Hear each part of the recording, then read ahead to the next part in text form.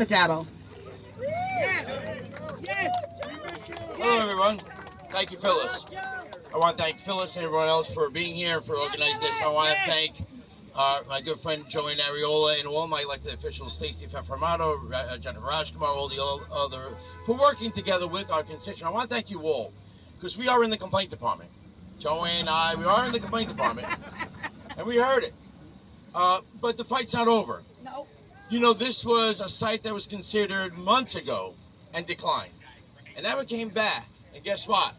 If the federal government doesn't kick in the money, doesn't kick in the opportunity to hit the pause button on being a sanctuary city, just giving us time to catch up. If the federal government does not do its part, we have problems. And guess what? This site will be back. So we can't stop. We can't stop. Whenever you hear 1,000 men coming into your area, yeah, there's going to be concerns. Yeah, there's going to be anger. Yeah, there's going to be questions. And we need to work together, elected officials, our constituents, everyone, this diverse group of people, we need to work together to find those answers, to address those concerns, to fight for our people, to find alternatives, to find solutions to this crisis that has no end in sight. Because this crisis, like a rubber band, has stretched our resources. But before that rubber band snaps or my constituents snap, we need to find solutions. So we will work out together. We will work together to find solutions. So enjoy the victory today, but our work is not done. Thank you so much. Thank you. I'd like to call up the president of the Ozone Park Residents Block Association, Sam Esposito. That's a hard act to follow. There's not everything I was going to say is useless now. Thank you, Joe. Thank you, Joanne. Look, it's important that we all understand compassion, but it also practicality. 1,000 men in this site was no good, but all I'm going to say is this: we can't give up. And just because we won today, Joanne, just because Joanne and Joe fought this and won today, don't mean that they're not going to come back 6 months from now and say, okay, we're going to revisit it, because this is the second time they revisited this site, and the second time they're saying no. So this is not about us not having compassion. It's about practicality, that 1,000 single men don't belong here in Aqueduct, in this community. And everything else I was going to say wouldn't have made a difference anyway. So thank you, Joanne. Thank you, Joe. Where's Phyllis? Phyllis, thank you. And thank you, everybody, for supporting this, because this was really important. I missed her back there. Chairwoman of Community Board 10, Elizabeth Brayton. And then we'll have Chairwoman of CB9, Sherry Aldrado. We're being formal today. I'm Betty. Thank you, Joanne. Thank you, Joe. Thank you, Phyllis. You know, what we're doing here today, as everybody said, is culminating the day from hell from yesterday. You know, and I want to thank the people who actually did the work yesterday to get it done. I'm parochial. I'm the low person on the totem pole, Community Board 10. But I'm going to ask you to do one thing. Think about where you are. When you go home tonight, look at a map. Look at Aqueduct Racetrack and the Racino, where it sits. You know, we've heard some numbers. You know, and there's been a lot of thought, you know, Howard Beach was going berserk. Ozone Park was going berserk.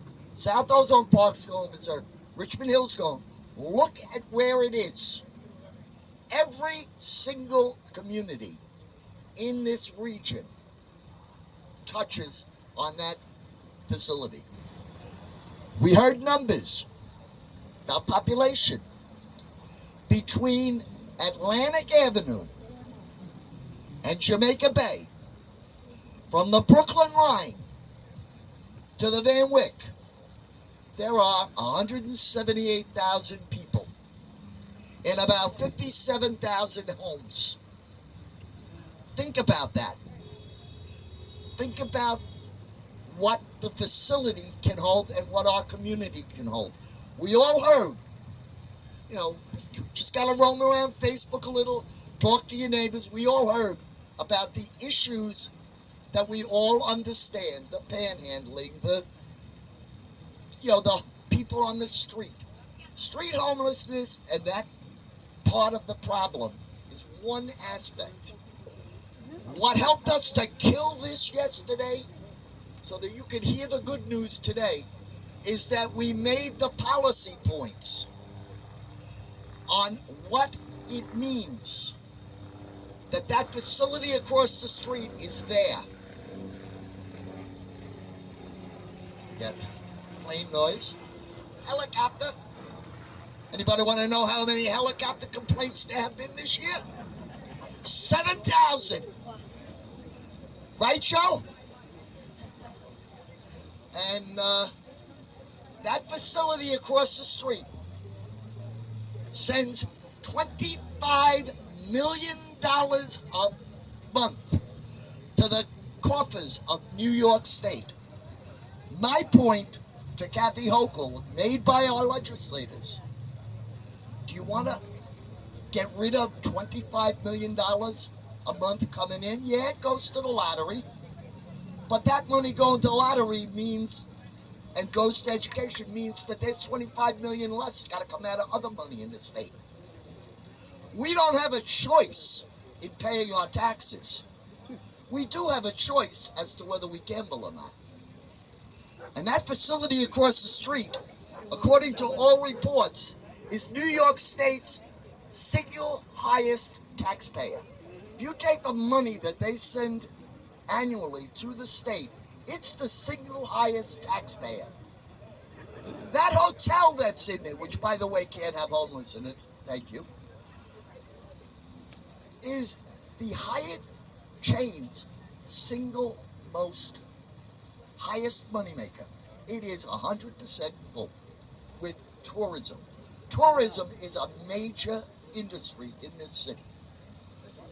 Thank you to Joanne and to everyone else who worked on getting those policy issues to the ears of people who can understand that, yeah, there's more than just the street angst and your constituents yelling at you over that. There are real reasons for why we need to stop what's going on. We can all be proud of our city for doing maybe what it doesn't want to do, but what it has to do. But we need the help. And I want to tell Joanne and Joe and all of the other electeds here, we'll continue this fight till we solve this problem. Again, Joanne, thank you for what you did.